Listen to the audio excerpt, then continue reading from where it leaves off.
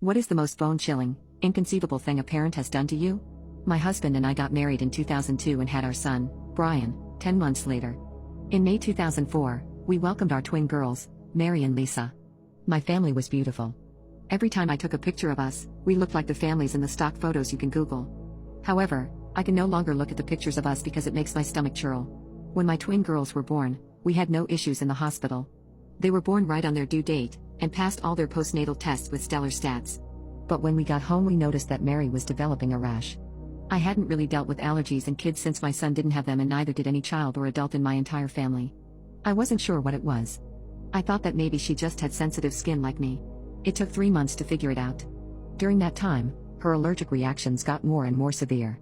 Eventually, we figured out Mary was allergic to coconut. The doctors told us that it was a particularly rare allergen, so it wasn't on any of the skin test panels they ran.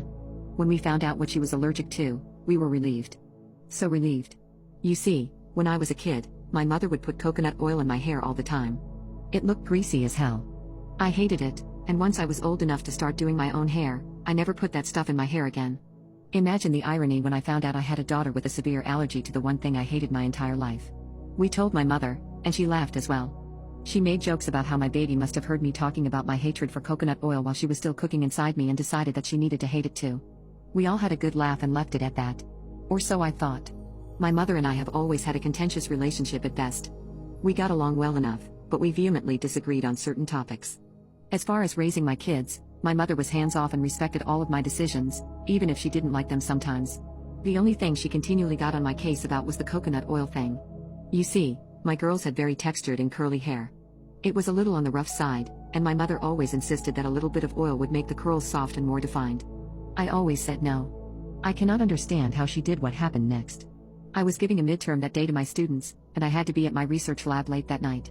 My husband was away at some conference, and our nanny was down with the flu. So, I had my mom come take them for the day. My son was almost 3 years old, and the girls were a year and a half old. Overnight visits with my parents weren't exactly common, but they weren't unusual either. They had always come back from these visits very happy and well taken care of, so I had no second thoughts about leaving them with my parents. They spoke to me on the phone after their lunch, and then, around 5 p.m., we video chatted. The kids were also happy and healthy. I got home around 10:30 p.m. that night and called my mom to see if the kids were up by any chance so I could say good night. I missed the kids by about 20 minutes. They'd already gone to bed. So, I talked to my mom for a little bit, but she's a pretty early sleeper too, so we hung up and went to bed. I woke up around 5 a.m. the next morning to go pick up my husband from the airport at 6. I picked up my husband, and neither one of us was very hungry yet, so we thought it'd be a nice treat to pick up the kids first and go to brunch with my parents. We got to my parents' house at 7:45 a.m. My parents weren't there. My son was at the neighbor's house and ran outside with the neighbor as soon as he saw his daddy and me pull up.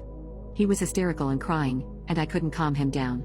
My blood pressure was rising because now I'm thinking that something horrible had happened to my parents. My neighbor tells me that she isn't sure what's happening, but there was an ambulance at my parents' house at 6 a.m. My dad had run over and woken them up to see if they could watch my son for a few hours until he got back. Of course, they'd said yes. I'm calling my parents non-stop at this point, and I'm getting frantic because I don't know what's happened. My son was still crying, but he was calmer. He still couldn't really explain to me what had happened, though. I honestly don't remember the details of what happened next, but somehow we figured out that the ambulance was from a hospital nearby. We broke several driving laws trying to get there. We got to the hospital, pulled into the emergency entrance that was for ambulances only, left the car, and bolted inside. A few nurses took notice of us immediately and were asking us what was wrong.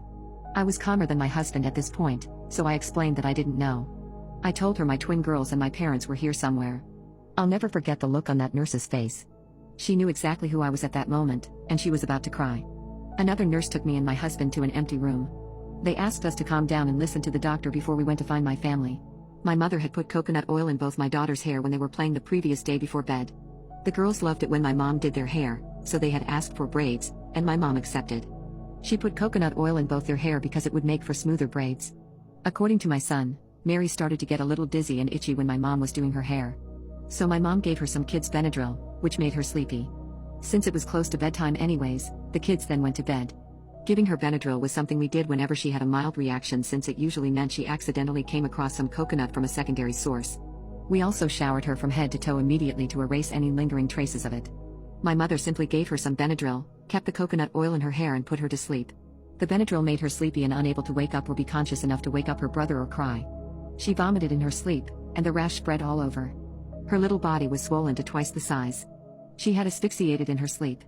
She died painfully and slowly in the early hours of the morning. My mother had found her when she went to check on the kids in the morning around 7 a.m. She was already dead by then. My mother screamed, called for my dad, and that's when they went to the hospital. My dad hadn't known about the coconut oil until my mom explained. To this day, I've never seen my father so angry. At the hospital, he was unable to look at my mother, out of fury, or me, out of shame.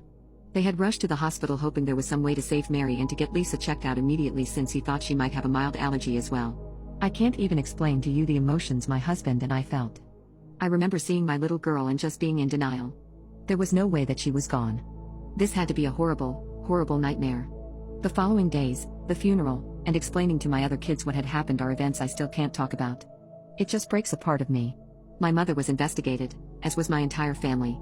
I almost lost my kids to my country's version of CPS once because they thought my kids were in danger. My husband and I had to fight tooth and nail to show that uprooting them during this time would be the worst thing for them. My mother was never arrested. My father did leave her, though they're not officially divorced. It's been 13 years. Brian just got his license this year, and Lisa is going to start high school soon. Both of them are healthy and turning into amazing adults. I don't think I could ever recover from the loss of my daughter. We miss her so much. For more stories, head over to my YouTube channel, link in bio.